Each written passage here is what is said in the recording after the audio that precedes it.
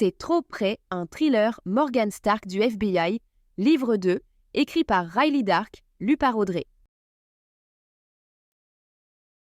Prologue.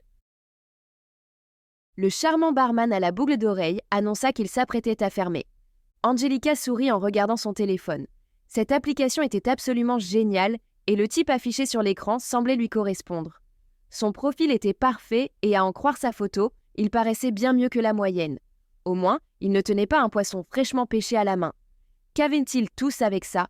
Les hommes pensaient-ils que les femmes recherchaient avant tout un homme capable de subvenir à leurs besoins grâce à la pêche? C'était peut-être un faux profil. Sur le net, on ne savait jamais vraiment à qui on avait affaire jusqu'à rencontrer la personne. Et, ce week-end, ce serait enfin l'occasion. Un agréable petit frisson lui parcourut l'échine. Angelica n'avait plus rencontré quelqu'un depuis un certain temps et elle avait hâte de se remettre en selle. Elle lui avait proposé de boire un verre sur le champ et lui avait même indiqué le bar dans lequel elle se trouvait. Malheureusement, il n'avait pas pu se libérer.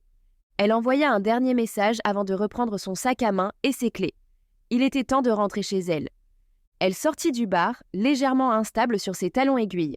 Ce n'étaient shorts et pas les chaussures des soirs les plus pratiques, mais au moins, elles y mettaient ses mollets en valeur. Elle voulait afficher un certain style quand elle sortait. Elle ne désespérait pas de rencontrer quelqu'un dans une fête ou dans un bar, à l'ancienne, mais elle appréhendait toujours le moment. Ne pas imposer les rencontres à ses utilisateurs était réellement un excellent argument de vente pour cette application. Quel soulagement d'être libre de prendre ou non un café avec quelqu'un. Dehors, l'air était lourd et humide. Elle releva ses cheveux pour se rafraîchir, mais il n'y avait pas de vent. Elle était seule dans la rue et il faisait noir. Personne ne la verrait, personne ne découvrirait à quel point elle voulait se cacher du monde. Elle se risqua à dérouler le foulard qu'elle portait autour du cou. Seigneur!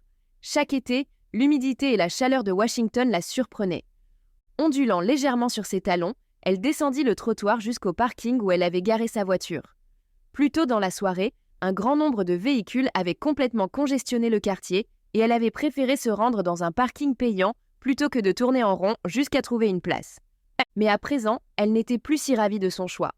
La zone n'était pas aussi bien éclairée que la rue et son petit coupé était garé dans un coin reculé. Elle s'arrêta un bref instant dans l'obscurité, saisie d'un désagréable frisson à l'arrière de son cou, comme si quelqu'un l'observait. Elle secoua la tête. Elle se sentait ridicule, voire paranoïaque. Elle activa la torche de son portable pour éclairer son chemin et chancela sur le gravier jusqu'à sa voiture. Merde! Des morceaux de verre scintillaient sous l'éclairage de son téléphone. Quelqu'un avait brisé, ou plutôt fracassé la vitre arrière de sa voiture. Mais pourquoi? Elle avait pourtant bien pris soin de ne laisser aucun objet de valeur à l'intérieur. Il fallait qu'elle appelle la police pour faire un constat afin que son assurance couvre au moins une partie des dégâts. Des voleurs stupides. Mais la police n'aurait pas pu faire grand-chose maintenant. Elle pourrait peut-être rentrer et les appeler de chez elle, car l'endroit lui donnait la chair de poule. « Excusez-moi », dit une voix d'homme derrière elle. La main collée à la poitrine, Angelica se tourna et aperçut un homme assis sur le pare-choc d'un camion garé en face d'elle. D'où venait-il? Il n'était pas là quand elle était arrivée. Il n'y avait personne, elle en était certaine. Même si elle était en train de constater les dégâts, elle n'aurait pas pu rater une présence. S'était-il caché? Elle déglutit difficilement, réprimant le sentiment de panique qui l'envahissait. Quelque chose n'allait pas chez ce type, et la situation était tout aussi étrange. « Vous m'avez fait peur. Donne-moi ton téléphone. » Il se leva et marcha vers elle. Était-ce une patte de baseball dans sa main? Était-ce lui qui avait brisé la vitre arrière de sa voiture? Elle jeta un coup d'œil à son véhicule avant de le regarder à nouveau. Angelica ne savait pas à quoi jouer ce type et elle ne comptait pas rester là pour le découvrir. Le cœur battant, elle se retourna et courut vers le trottoir. Mais son talon se prit dans l'une des ornières du parking et sa cheville se tordit. Elle retrouva son équilibre, mais il était trop tard. L'homme l'attrapa par le bras et la fit pivoter, lui arrachant le téléphone des mains. Elle laissa échapper un cri alors qu'elle tentait de se dégager.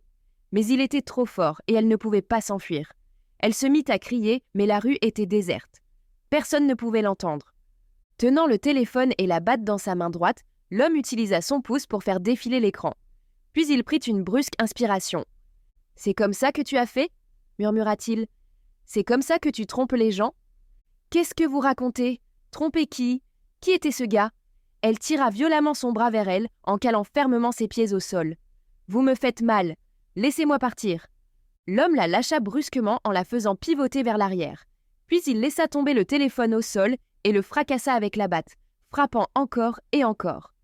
Angelica se redressa, ses clés toujours en main. Peut-être qu'elle pourrait atteindre sa voiture pendant qu'il était occupé à éclater son téléphone. Elle contourna alors le type et se mit à courir vers son véhicule. « Où crois-tu aller, petite salope ?» Elle jeta un coup d'œil par-dessus son épaule. Il avait fini de marteler son téléphone. Il pointait la batte dans sa direction tout en s'avançant vers elle.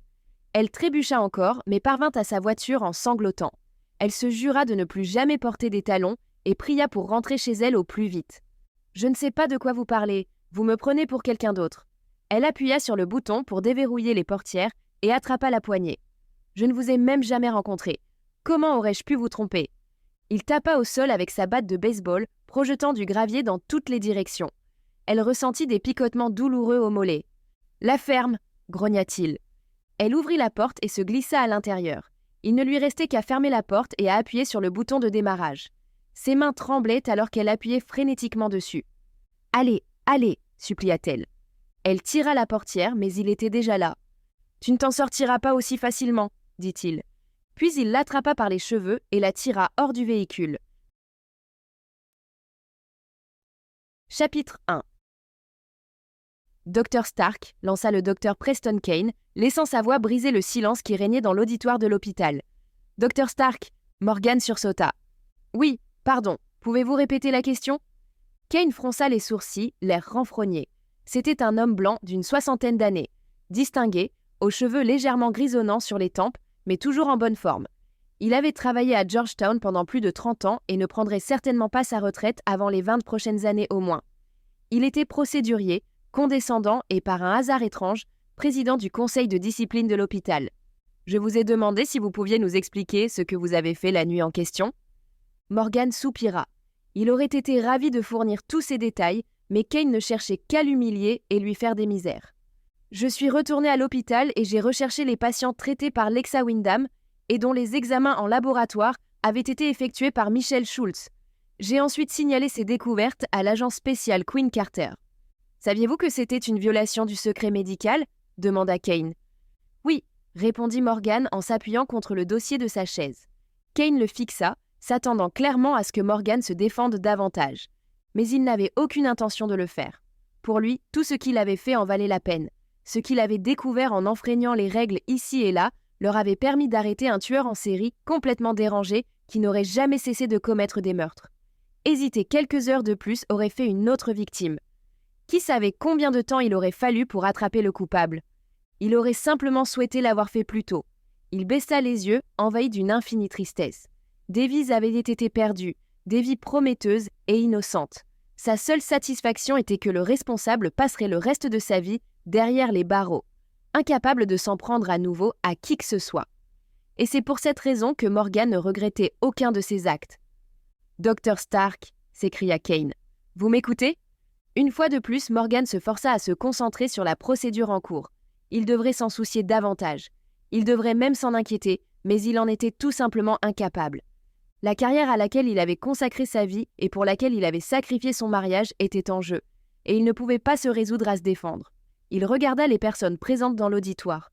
Normalement, la salle avait été aménagée pour les conférences sur la morbidité et la mortalité, mais Kane avait insisté pour que Morgan soit assis face à ses pairs comme s'il s'agissait d'un procès, qui en était un, selon lui. Morgan ne s'était pas attendu à voir autant de personnes. Certaines se réjouissaient déjà apparemment de son sort. Il fallait reconnaître qu'il n'avait pas toujours pris soin de ménager l'ego surdimensionné de certains de ses pairs. Ce n'était pas qu'il ne tolérait pas les imbéciles, il ne les supportait tout simplement pas. Il avait blessé les orgueilleux, non seulement pour son plaisir, mais avant tout pour le bien-être d'un patient. Apparemment, cela comptait plus pour lui que pour les autres, dont certains étaient ici aujourd'hui pour regarder Morgan se faire taper sur les doigts. Eh bien, il n'avait qu'à en profiter. Un visage amical se détacha de la foule, c'était Ashley. Elle était vêtue de manière discrète et professionnelle, dans un tailleur bleu marine foncé aux rayures fines, une rangée de perles autour du cou et ses cheveux blonds soigneusement coiffés. Même s'il avait signé les papiers et que leur divorce était en cours, il la considérait toujours comme sa femme. Peut-être qu'il le ferait toujours. Il se sentait coupable de l'inquiétude qu'elle affichait en ce moment. Il fut un temps où il aurait pu l'effacer d'un simple geste. « Y a-t-il autre chose que vous voudriez ajouter, Dr Stark ?» demanda Kane avant de clôturer l'audience. Morgan secoua la tête. Pas pour l'instant. Non. Le conseil va maintenant se concerter. Kane fit un signe de tête aux membres du conseil, puis le groupe de 4 hommes et 3 femmes se levèrent et quittèrent l'auditoire. Morgan se leva, les jambes ankylosées par l'absence de mouvement. Après avoir passé des mois à picoler, à manger des plats préparés et à s'apitoyer sur son sort, il avait recommencé à courir. Ses muscles se contractaient légèrement, mais de la bonne manière cette fois. Il se sentait physiquement et mentalement plus fort. Il se dirigea vers Ashley. Elle écarta son porte-documents qui était sur le siège à côté d'elle pour lui permettre de s'asseoir. « Alors, qu'en penses-tu » demanda-t-il. Il se laissa tomber sur le siège et remonta les jambes de son pantalon gris. Autour d'eux, les gens regagnèrent la sortie. Le spectacle était fini. Morgan ignora les regards furtifs dont il était la cible. Il se fichait de ce que les autres pensaient. Il ne s'en était jamais préoccupé et il n'allait certainement pas commencer maintenant. Ashley prit une profonde inspiration et expira lentement. « Morgan, veux-tu vraiment continuer à pratiquer ?» En tant que vraie fille du Sud, son accent traînant, ses cheveux blonds et ses grands yeux bleus en avaient trompé plus d'un. Il pensait qu'elle n'était pas très intelligente, mais ils avaient payé cher pour apprendre. Ashley était adroite, avisée et maligne. Il se redressa. Bien sûr. Était-il honnête avec lui-même, cependant ? Il n'en était pas sûr. Il avait tellement donné pour en arriver là. Allait-il abandonner et tout quitter ? Je voudrais au moins avoir le choix. Je ne pense pas que ça sera le cas, Morgan. Elle se leva et frotta les plis de sa jupe. Allez, je t'offre un café. Ils ne prendront probablement pas de décision avant quelques jours. Mais il aurait préféré une bière, mais un café ferait l'affaire. Bien sûr, dit-il. Ce n'est pas comme si j'avais un emploi du temps chargé en ce moment. Ashley lui tendit la main, il la prit et se leva. C'était bon de la toucher, même si c'était platonique. Parfois, elle lui manquait tellement que ses genoux en tremblaient. L'auditoire était presque vide à présent. Ils se dirigèrent vers les portes de sortie, leurs pas étouffés par la moquette qui couvrait l'escalier. Ils atteignaient à peine la rangée du haut que le téléphone de Morgan sonna. Il le sortit de sa poche et le fixa un instant, pas tout à fait certain de ce qu'il voyait. « Qu'est-ce que c'est » demanda Ashley. Ils ont pris une décision. C'était rapide. Morgan grimaça. Rapide était un euphémisme. Ils avaient à peine eu le temps de se rendre dans la salle de conférence et de délibérer. L'audience n'avait été qu'un prétexte pour un spectacle. Les membres du conseil avaient manifestement déjà pris leur décision avant qu'ils n'eurent répondu à une seule question. « Et » s'enquit Ashley en se tordant les mains. « Qu'ont-ils décidé » Il soupira. « Je suis suspendu sans solde pour les 6 prochains mois. » Ashley baissa les yeux. « Nous l'avions envisagé. Ce n'est pas encore trop grave. » Le cœur de Morgan se gonfla lorsqu'il entendit le « nous ». C'est comme s'ils étaient toujours liés l'un à l'autre. Il soupçonnait qu'Ashley ressente la même chose. Quant à l'affaire en cours, cependant, elle avait raison. Ils savaient qu'il serait suspendu. Le conseil d'administration devait procéder à une sanction disciplinaire suite à une violation du secret professionnel. Ce serait un terrible précédent s'il ne le faisait pas. Il avait espéré que cette suspension ne serait que pour quelques semaines, mais apparemment, il voulait offrir un exemple. « Donc tu pourras revenir au bout de 6 mois. » Ashley esquissa un léger sourire. « Ça passera vite. Tu verras. » Il n'en était pas si sûr. Il se réserve le droit de procéder à une enquête plus approfondie. Ashley prit une inspiration.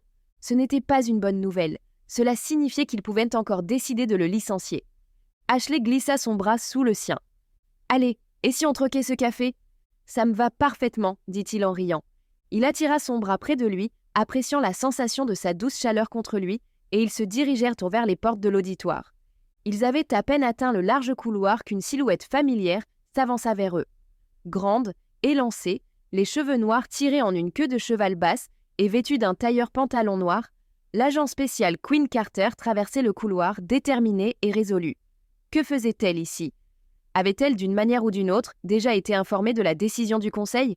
« Dr Stark, » dit-elle, puis elle se tourna vers Ashley. « Madame Stark. »« Ashley, s'il vous plaît. » Les deux femmes se serrèrent la main. Elles s'étaient déjà rencontrées lors de l'affaire sur laquelle Morgan avait travaillé avec Quinn auparavant. Elles avaient donc fait rapidement connaissance, s'accordant mutuellement le respect de deux femmes qui savaient comment réussir dans des environnements majoritairement masculins. « C'est bon de vous revoir, » dit Quinn avant de reporter son attention sur Morgan. « Comment s'est passée l'audience ?» demanda-t-elle. Elle s'était donc maintenue informée. « Ça pourrait être pire. Il n'avait pas envie de rentrer dans les détails tout de suite. Qu'est-ce qui vous amène ?» Elle pencha la tête sur le côté et leva les yeux vers lui. « Toujours intéressée à devenir consultante au FBI ?» Le cœur de Morgan s'accéléra. Travailler avec Quinn sur l'affaire des meurtres de l'hôpital de Georgetown lui avait sauvé la vie. Bien sûr, cela lui avait valu d'être suspendu, mais au moins il s'était senti vivant et non plus en pilotage automatique. Cela lui avait évité la dépression dans laquelle il avait doucement sombré. De plus, que devait-il faire d'autre pendant les 6 mois à venir? Il n'allait certainement pas pratiquer la médecine. « Oui, je suis absolument intéressée. »« Génial, dit-elle, se tournant pour marcher vers la porte en supposant qu'il suivrait. « Allez, nous avons une affaire. » Chapitre 2. Morgan suivit Quinn hors de l'hôpital jusqu'à l'endroit où son SUV était garé. Il fut immédiatement oppressé par l'humidité ambiante.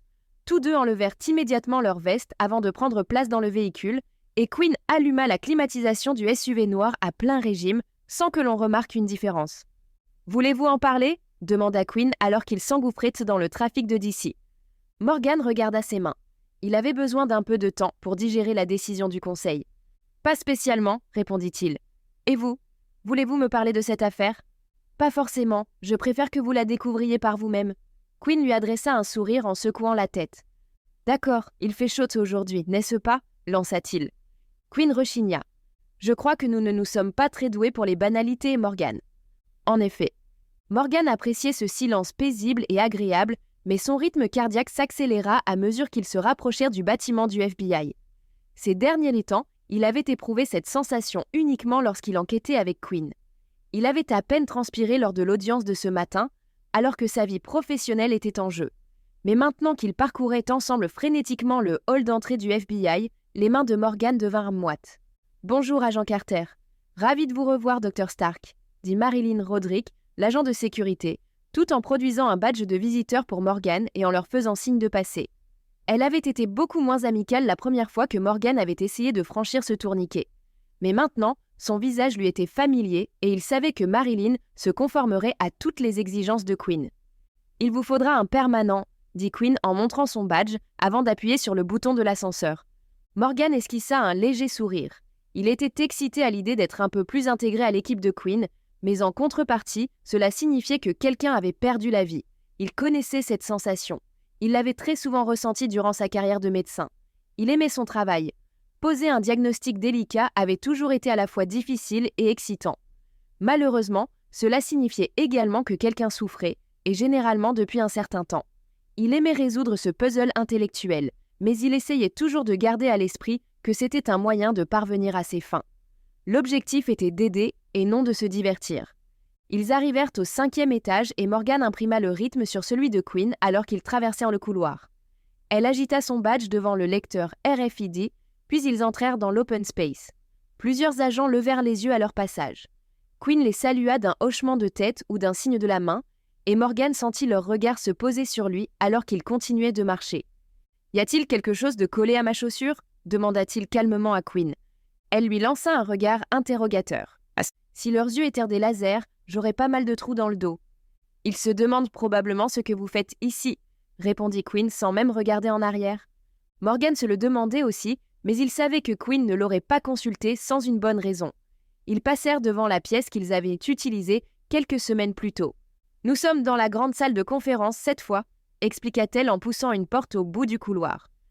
Non seulement celle-ci était plus grande, mais ils ne seraient pas seuls. 2 agents, une femme noire et un homme blanc, étaient en train d'afficher des photos sur 2 tableaux et rédigeaient des notes. « Henry, Divinia, » dit Quinn, « j'aimerais vous présenter le docteur Morgan Stark. Il travaillera en tant que consultant sur cette affaire avec nous. » Morgan leur serra la main. « J'ai entendu parler de ce que vous avez fait dans l'affaire des meurtres de l'hôpital de Georgetown, » déclara Divinia. « Je suis ravie de travailler avec vous. » Sa poignée de main était ferme. Elle portait ses cheveux lissés, tirés en chignon. Son tailleur pantalon noir ressemblait en tout point à celui de Quinn. « Monsieur, » Henry serra également la main de Morgan. « J'ai hâte d'entendre ce que vous avez à dire sur cette nouvelle affaire. » Le costume coupe-droite de Henry était gris anthracite à fines rayures. Ses cheveux blonds étaient en coupé très court et il avait ce look BCBG qu'aurait pu avoir le méchant dans un film pour adolescents des années 80. « Ravi de vous rencontrer tous les deux, » déclara Morgan.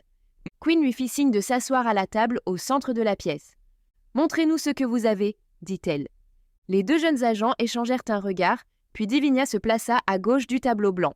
« Notre première victime est Kimberly Sampson. Divinia fit un geste vers la photo d'une jeune femme souriante, aux cheveux blonds, courts et en bataille, qui accentuait ses pommettes saillantes et ses grands yeux bleus. Elle rappelait un peu Ashley à Morgan. Une femme blanche de 32 ans vivant seule dans une petite maison en location à Ivy City. Célibataire. Elle travaillait comme responsable marketing pour Astute Insurance. Divinia indiqua le quartier d'Ivy City qui était épinglé sur une carte. Puis elle sortit une autre série de photos d'un dossier et les afficha sur le tableau. Le dimanche soir de la semaine dernière, quelqu'un s'est introduit par effraction au domicile de la victime par une fenêtre arrière. Elle se serait alors précipitée dans sa chambre où son téléphone portable chargeait lorsque son agresseur l'a rattrapée. En tant que médecin, Morgan était habitué aux scènes sanglantes. Mais une fois que Divinia dévoila les photos de la scène du crime, il eut un mouvement de répulsion. Cette femme avait été complètement défigurée. Le contraste entre la photo souriante en haut du tableau et ce qui restait de Kimberly Sampson était brutal. Et le fait qu'elle ressemblait à Ashley lui retournait l'estomac. Un traumatisme contondant serait la cause du décès. C'est un collègue de travail qui a découvert le corps. Il s'était inquiété de ne pas la voir à une réunion importante et elle ne répondait pas au téléphone. Rien n'a été volé, y compris les 80 $ trouvés dans son portefeuille. Divinia s'arrêta pour afficher quelques photos supplémentaires, montrant un téléviseur grand écran et un ordinateur. Par contre, son téléphone portable a été détruit. Une autre photo affichait un téléphone brisé en morceaux. Divinia s'assit et Henry prit le relais. Notre deuxième victime s'appelle Angelica McNally. Henry désigna le deuxième tableau blanc où l'on pouvait voir la photo d'une autre femme blanche souriante. Elle avait de longs cheveux bruns. Excepté leur couleur de peau, les deux femmes se ressemblaient un peu. Madame McNally, une femme blanche de 28 ans, a été attaquée la nuit dernière dans un parking du Edge Street Corridor. Il indiqua une deuxième épingle sur la carte. Elle était assistante administrative dans un cabinet de conseil. Cette fois, Morgan s'était préparé à découvrir la scène du crime. Les photos étaient tout aussi choquantes que celles de Kimberly Sampson, mais il ne broncha pas. Intérieurement, en revanche, il était complètement secoué. Comment un être humain pouvait-il faire ça? Kimberly était étendue sur un terrain de gravier, ensanglantée et massacrée, le contenu de son sac à main éparpillé autour d'elle. Henry indiqua un petit carré sur une photo. Son portefeuille a été retrouvé sur les lieux. Il contenait 42 $. Pour autant que nous sachions, rien n'a été pris dans le portefeuille ou dans son véhicule, qui était garé à proximité avec la porte ouverte côté conducteur. On a également détruit son téléphone portable. Henry sortit une autre photo de son dossier. Morgan se leva et se dirigea vers les tableaux blancs pour mieux voir les photos. Il secoua la tête devant les deux cadavres. À quel point devriez-vous être en colère pour faire ça? Pendant une seconde, il imagina ce que chacune de ces femmes avait dû traverser dans les dernières minutes de leur vie. La douleur. La peur. Il s'agrippa au dossier d'une chaise pour se stabiliser. Mais pourquoi était-il ici? Il ne reconnaissait pas ces femmes et elles ne travaillaient pas dans le milieu médical. Il n'y avait aucun rapport évident avec lui. Y avait-il du sang ou des tissus de quelqu'un d'autre sur les lieux? Demanda-t-il. Peut-être qu'il y avait un aspect médical à analyser concernant l'agresseur, ou le suspect comme Quinn l'appellerait sans aucun doute. Peut-être qu'ils avaient trouvé des indices sur les lieux qu'ils pourraient alors interpréter. Pas chez Samson, dit Divinia. L'unité médico-légale examine toujours l'autre scène. Comme il s'agit d'un parking public, il y aura probablement un certain nombre d'autres échantillons, mais nous ne saurons pas si l'un d'entre eux pourrait appartenir au tueur. Du moins pas tant que nous n'aurons pas un suspect avec qui les comparer. Ce n'était donc pas ça. Morgan s'approcha des photos. Quelqu'un était allé bien plus loin que tuer. Il y avait de la rage dans ces crimes. Le visage des deux femmes était presque effacé. C'était personnel. Un lien entre les deux victimes, s'enquit-il. Rien pour l'instant, dit Henry en rejoignant Morgan au tableau. Mais nous cherchons toujours. En ce moment, nous attendons l'autorisation d'accéder à leurs appels et leurs courriels. Nous obtiendrons un mandat, s'il le faut, mais j'espère que leurs fournisseurs coopéreront, compte tenu des circonstances. Et ceci sur la carte? Morgan fronça les sourcils en pointant les deux épingles du doigt. Il cherchait à comprendre leur signification. Henry s'appuya contre la table, les bras croisés sur sa poitrine.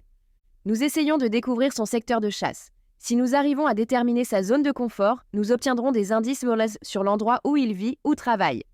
Il aura certainement agi dans une zone qu'il connaît, donc il sait où et quand tuer et comment s'enfuir sans témoin.